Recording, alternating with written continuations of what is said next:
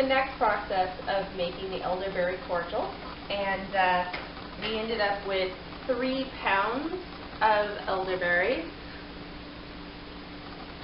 and I poured them into a non-reactive pan, and I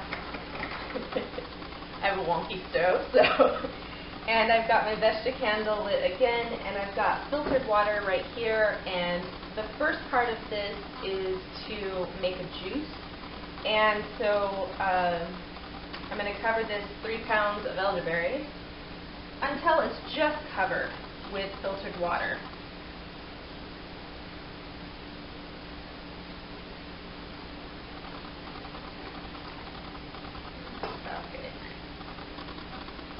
And then I'm going to turn it on and bring it to a boil. And I'm going to do that at about medium-high, actually not go all the way high. This stove runs a little hot too, so it depends on your stove. But because there's a lot of berries down on the bottom, I don't want to scorch anything. So I'm going to start by bringing it to a boil kind of slowly, and then it's going to boil for about 15 minutes or so until I feel like, sometimes it's an intuitive process as well, until I feel like the berries have really started to break down. And then we'll do the next part. Alright, so here we go. Lid. Help things boil. Alright, so it's come to a hard boil, and I'm going to stir it around a little bit, and I'm going to turn it down so that it's more about medium or so. It'll depend on how much it continues to simmer. So I want just like a medium simmer. I don't want to hard boil it the entire time. And I'm going to stir it fairly regularly now that it's simmering. Oh, steamy. And I have a cloth here to immediately pick up any elderberry splatters, because elderberries stain a lot. So it's good to have something that you don't mind getting elderberry stains on that can clean up after little splatters. So I'm going to stir this fairly regularly,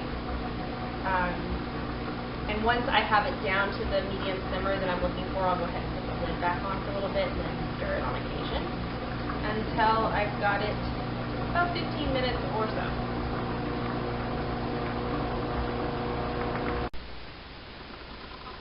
Alright, so the berries have boiled for a while and simmered for a while, and they're ready. Made basically a juice, and now I need to strain the berries out of the berry material out of the juice. So what I'm going to do is I'm going to put this colander inside this big bowl, and then I have a really nice piece of fresh fine mesh cheesecloth muslin, and I'm going to be setting that in there as well. And then this comes the careful part, lifting it. And I've let it cool just a little, but it's still really hot, so I'm going to be pouring real slow. It splatters. Don't wear your nice clothes doing this. Splattering everywhere.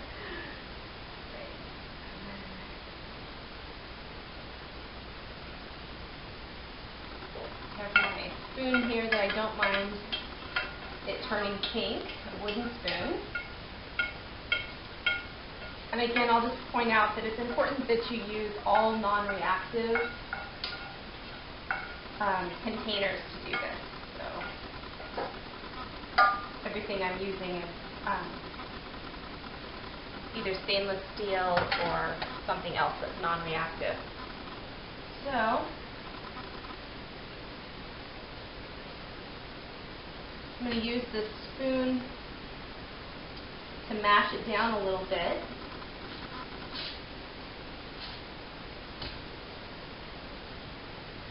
And we'll pick it up and start to do a little bit of squeezing. If it's too hot to really work with at this point, I'll have to let it cool a little bit longer.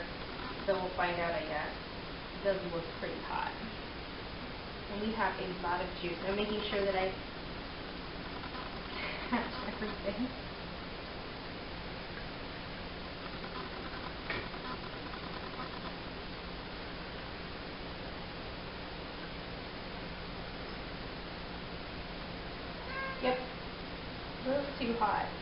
a moment to squeeze. So we'll let this cool a little while and then I'll continue.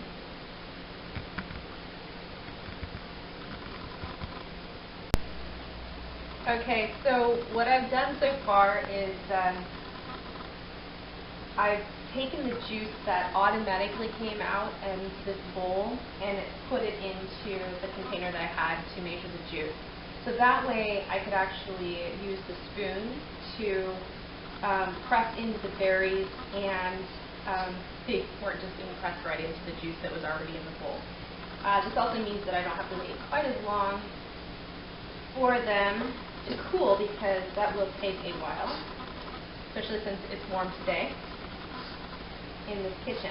So right now I am mashing the berries with the spoon, working to break them down a little bit and press the juice out more. And I'll lift it occasionally and giving it a squeeze. You can do that too by sort of twisting it.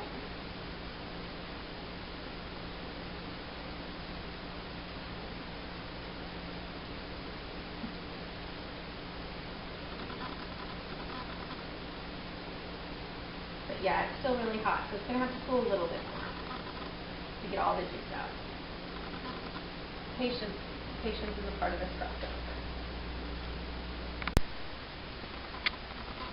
Alright, so I have the liquid all strained out of the berries, and it came to about 6 cups here of beautiful purple. And I've measured out some sugar, and I'm using organic evaporated cane juice that has not been bleached, it's my preference, to keep it as pure as possible. And I've measured out the amount of sugar that I wanted. Basically, I wanted about a pound of sugar per quart of liquid. And recipes for this will vary. I want to make sure that there's enough sugar in here to really preserve it well. Even though I'm going to keep it in the fridge, the more sugar you have in here, it's going to preserve it well. And elderberry is very sour, so it may seem like a lot of sugar, but it's really not. Elderberry is very, very sour. So for 6 cups of liquid, that means about 1.5 pounds of sugar, and that equates out to about a heaping half cup per cup of liquid. So that gives you an idea, depending on how much, if you want to try this. And you can do the same amount for any other kind of sour berry that you want to work with. So now I'm going to pour the liquid back into my rinsed out pan, get all the berry debris out of it. Carefully move it over to the sink. And wipe out the berry splatter. And then I'm going to be adding the sugar in. It always seems like so much sugar, but that's what you do. And then I'm going to stir that around, and I'm going to turn it back on and bring it up to a simmer, a light simmer, until the sugar is fully dissolved, and that's what I'm going for next.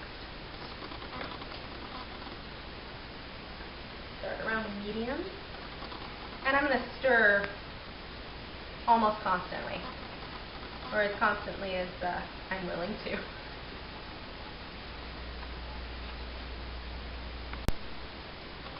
Alright, so I've got finished syrup here, or it's also called cordial, and it's in the non-alcoholic cordial sense. And I'm going to leave some of it just as is, and I'm going to blend some of it with vodka to make an alcoholic cordial. And I've got a local vodka that I really love from Oregon Spirits here in Bend.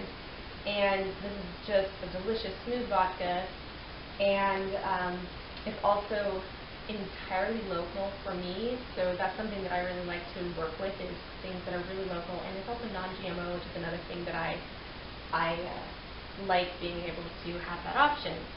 So I'm going to start pouring the syrup into bottles. I've got some old maple syrup bottles that I'm reusing and repurposing. We've done this before with our cordial. And I've also got a growlette that I'll be using.